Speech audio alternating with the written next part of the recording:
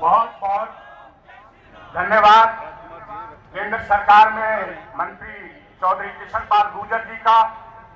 अब मैं आमंत्रित करूंगा भारत मां के उस सपूत को जिसने भारत मां की सेवा के लिए और संगठन के लिए पूरा जीवन लगा दिया, और उस सपूत ने जब भी कोई कार्य का बीड़ा उठाया तो 100 में से 100 अंक उस सपूत को मिले। संगठन से शुरू हुए, हरियाणा के मुख्यमंत्री बने, हरियाणा के मुख्यमंत्री बनने के बाद मोदी सरकार में हरियाणा की आवाज उठाने के लिए कैबिनेट मंत्री बने। वो सच है, आपका हृदय अजीत, हरियाणा का शेर और हिंदुस्तान का प्रिय नेता माननीय श्री मनोहर लाल खट्टर जी, आइए और हम गठन करिए। श्री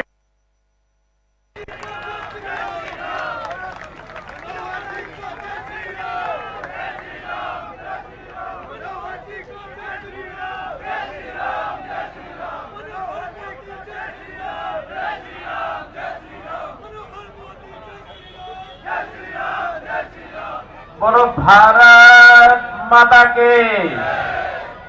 थोड़ा बीच से में आवाज थोड़ी कम आई है। भारत माता के, भारत माता के। धन्यवाद। आज के इस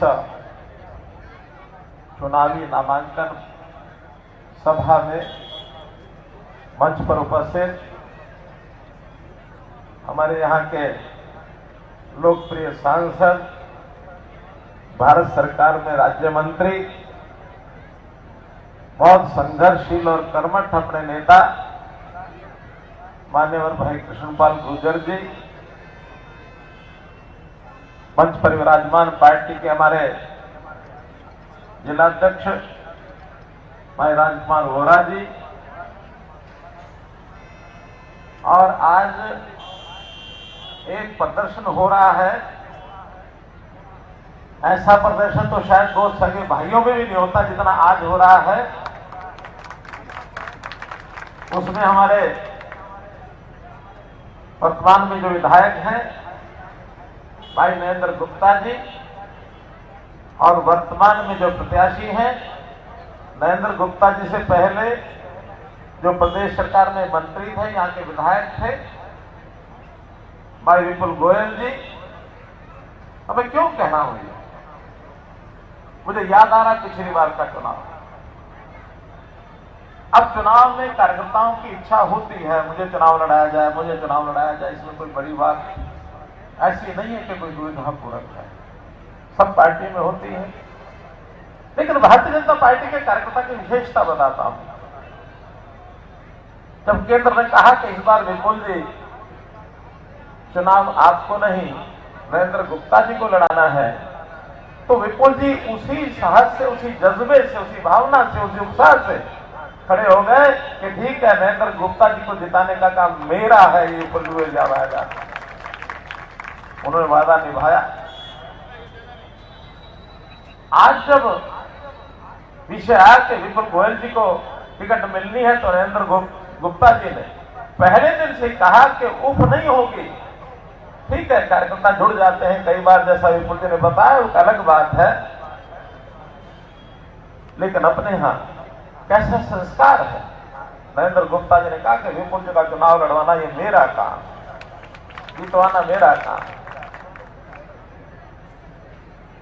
इसी प्रकार से हमारे गांव के वर्तमान में विधायक हैं, अगली बार फिर विधायक आप लोग बनाने जा रहे हैं भाई राजेश नागर जी। इनकी कर्मठता भी कमाल की है।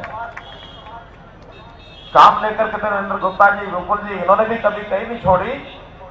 लेकिन अगर तीनों में मैं तुलना करूं तो इस मामले में अपने काम को कराने में अगर जिद पकड़ लेते हैं तो राजेश नागर जी बहुत जिद पकड़ लेते हैं। मेरे पास आके बैठ जाते थे, मेरा ये काम है, इसको करो, अभी करो, बुलाओ अधिकारियों को, चाहे कोई सड़क का काम हो, ड्रेन का काम हो, बिजली का काम हो, जो जनता की समस्या है। मित्रों, ये पार्टी अपने आप में कार्यकर्ताओं की पार्टी है, पार्टी कोई विचारधारा की पार्टी है। और कुछ सीटें ऐसी होती हैं कुछ तो नेता अपने कब्जे में लेकर रखते हैं कि मैं जीतूंगा और कोई नहीं जीतेगा, लेकिन कुछ सीटें ऐसी होती हैं जो पार्टी की सीटें होती हैं, उस पर ए लड़ जाए, बी लड़ जाए, सी लड़ जाए, डी लड़ जाए, जनता उसको जिताती है। वैसे तो 9 की 9 सीटों की बात हमारे कृष्णपाल जी ने कही है, लेकिन अगर मैं इन 2 सीटों की बात करूं तो ये दोनों पार्टी की सीटें हैं, चाहे उसमें विपुल जी खड़े हो जाए, नरेंद्र गुप्ता जी खड़े हो जाए, राजेश नागर जी खड़े हो जाए, क्योंकि पार्टी का निर्णय हो गया है कि यहाँ विपुल जी चुनाव लड़ेंगे, गांव में राजेश नागर जी चुनाव लड़ेंगे। इसलिए पार्टी के नाते हम सब एक सूत्र में बंद करके इस बात को आगे बढ़ाना है। मित्रों, भाइयों बहनों, पार्टी के काम को भी जहां तक पहुंची उसको और आगे बढ़ाना, ये हर पदाधिकारी का काम होता है। आज हमारे राजकुमार वोहरा जी पार्टी के काम को, इस मशाल को लेकर आगे बढ़ रहे हैं, लेकिन लगातार इससे पहले 6 साल इस पार्टी की मशाल को लेकर आगे चलने वाले हमारे भाई गोपाल शर्मा जी पीछे मुड़ के नहीं देखा पार्टी को कैसे आगे बढ़ाना है। क्योंकि मैं संयोग से नेता भले बाद में बन गया होगा, लोग मुझे नेता कहने लग गए हैं, लेकिन मेरे मन में पार्टी के प्रति जो संघ मंत्री का भाव है, जब मैं संघ मंत्री था तब भी था और आज भी वही है। मुझे मालूम है संघों को कैसे खड़ा किया जाता है। मुख्यमंत्री होने के बाद भी गोपाल जी से बात करते थे, उनका संघ में आते जो आप कहेंगे उसको सिरे चढ़ा है। मित्रों भाइयों, बहुत अपनी गहरी साइंस है। इसके आधार पर हम लोग जो चुनाव आगे लड़ रहे हैं, एक विश्वास मैं आपको दिलाना चाहता हूं कि हरियाणा में भारतीय जनता पार्टी की तीसरी बार सरकार बन रही है। क्लेम सब करेंगे, कांग्रेस भी कहेगी हमारी बन रही है, हम भी कह रहे हैं हमारी बन रही है, लेकिन अगर कुछ आधार होता है ना, तर्कसंगत व्यक्ति होता है, वो आधार ढूंढता है। आधार क्या है? पहला आधार कि हमेशा जब से हरियाणा बना है, अधिकांश समय पर जब केंद्र की सरकार जिस दल की होती है, हरियाणा प्रदेश में उसी दल की सरकार बनती है, यह तय है। आज केंद्र में सरकार किसकी है? भाजपा की है, मोदी जी की है। तो ये सबसे बड़ा, मैं आपको विश्वास की बात बता रहा हूं कि इसी में से निकलता कि हरियाणा में भी भारतीय जनता पार्टी की सरकार क्या बने। आखिर तो कुछ तर्क चाहिए। दूसरा विषय, पहली बार होगा कि हरियाणा की भारतीय जनता पार्टी में विश्वास इतना है, बाकी पार्टी की तुलना में आज से पहले नहीं हुआ, कि जितनी सीटों पर हम चुनाव लड़ रहे हैं उतनी सीटों पर कोई एक पार्टी चुनाव नहीं लड़ रही है।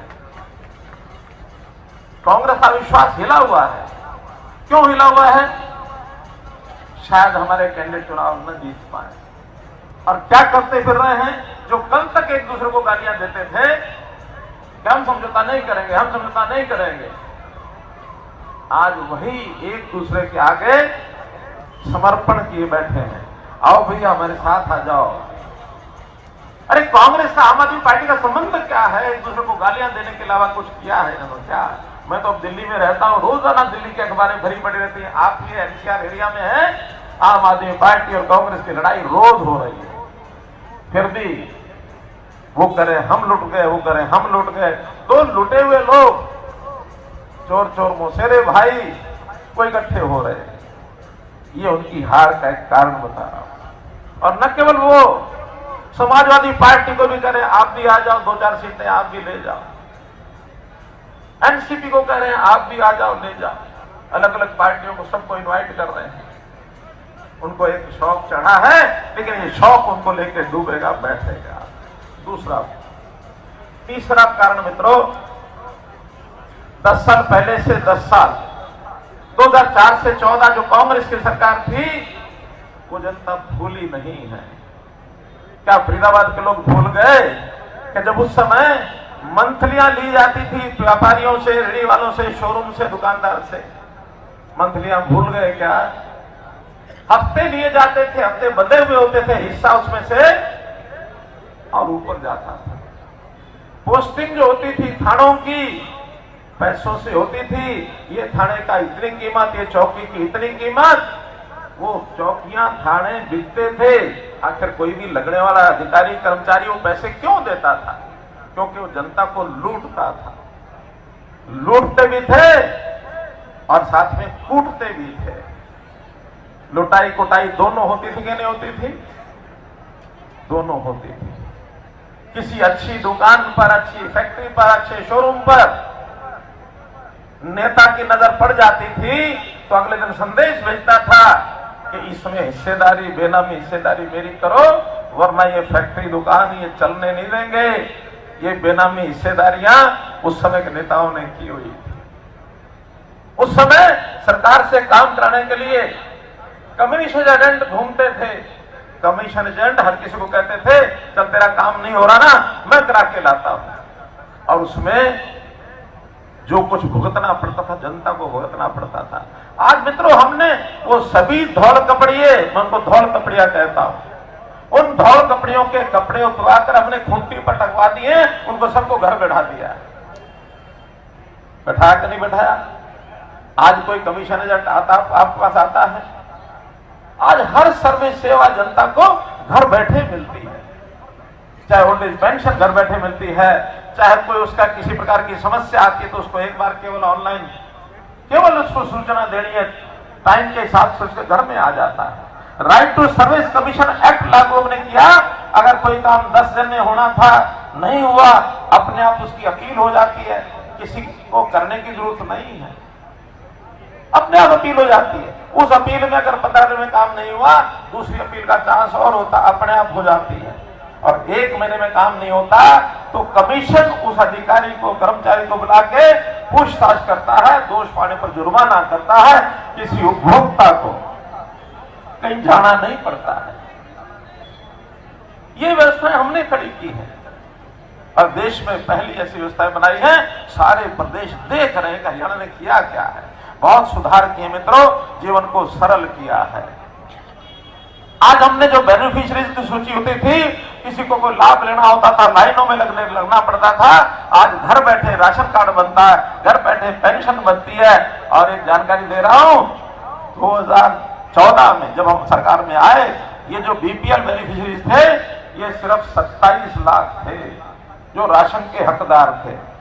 आज वही संख्या परिवारों की बढ़ के 52 लाख हो गए मित्रों, 52 लाख। राशन कार्ड सबका बनता है, सबको आयुष्मान कार्ड बनता है, इलाज की जरूरत है तो 5 लाख रुपए सरकार देती है। मकान सब प्रधानमंत्री आवास योजना में मकान दिए जाने लगे हैं, बिजली 24 घंटे आती है। मित्रों गिनाने के लिए बहुत है, लेकिन जो कि आज नामांकन का समय भी मुहूर्त के हिसाब से है, मैं तो इतना ही आपको कहूंगा। आपको सब बहकाएंगे।